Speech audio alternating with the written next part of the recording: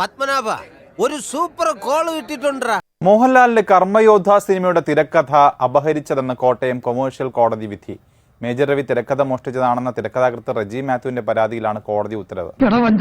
എന്ത് ചെയ്യാം, വഞ്ചന എന്റെ രക്തത്തിൽ അലിഞ്ഞു ചേർന്ന് പോയ അനിയാ. അത് നല്ലതാ, പരിചയമുള്ളവരെ തന്നെ വഞ്ചിക്കുന്നത് നല്ലതാ, ഇല്ലടാ. റെജി മാത്യുവിന് 30 ലക്ഷം രൂപ നഷ്ടപരിഹാരം കൊടുക്കാനും കോടതി ഉത്തരവിട്ടിരിക്കുകയാണ്. കഴുത്ത് വരെ പെരുമ്പാമ്പ് വിഴുങ്ങി അവന്റെ തലയിൽ ഹാന ചവിട്ടിന്ന് പറഞ്ഞ പോലെ. ഇംഗ്ലീഷ് മാഗസിനിൽ ഇന്ത്യയിൽ നിന്നും പ്രതിവർഷം 80,000 പെൺകുട്ടികൾ മിസ്സിംഗ് ആകുന്ന ഒരു വാർത്ത, ഒരു സ്റ്റോറി പബ്ലിഷ് ചെയ്തിട്ടുണ്ട്. ഒരവസരം വന്നപ്പോൾ മലയാളം ചാരിയുന്നു, ഹിന്ദിയും കൊണ്ടങ്ങ് പോയി.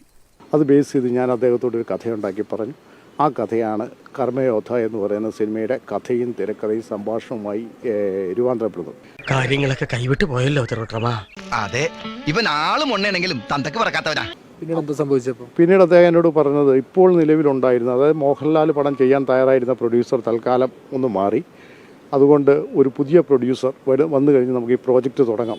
എടാ, നിന്റെ അപ്പന്റെ സ്ഥാനത്ത് ഞാനായിരുന്നെങ്കിൽ നിന്നെ പണ്ടേ വെട്ടി എറിഞ്ഞ് കുടിച്ചു മൂടിയേനെ.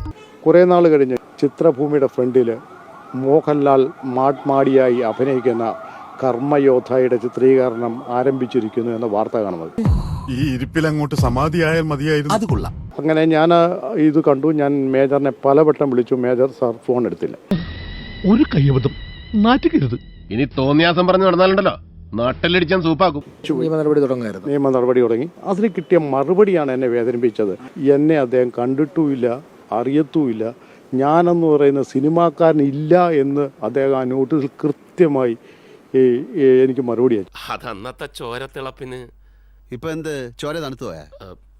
തണുത്ത് മരവിച്ചു എന്ന് പറയുന്നതാവും ശരി. അതെന്നെ ഭയങ്കരമായി വേദനിപ്പിച്ചു. ഇതിന് യാതൊരു റൈറ്റ്സും വിൽക്കാൻ പാടില്ല എന്നും എഴുത്തുകാരുടെ പേര് എഴുതി കാണിക്കാൻ പാടില്ല എന്നുമായിരുന്നു കോടതി വിധി. കുട്ടിയും പോയി, കിടപ്പാടവും പോയി, ആ പാടുണ്ടായിരുന്ന മാനവും പോയി. എല്ലാവർക്കും സന്തോഷമായല്ലോ. എനിക്ക് സന്തോഷമായി. എല്ലാവർക്കും പിരിഞ്ഞു പോവാം.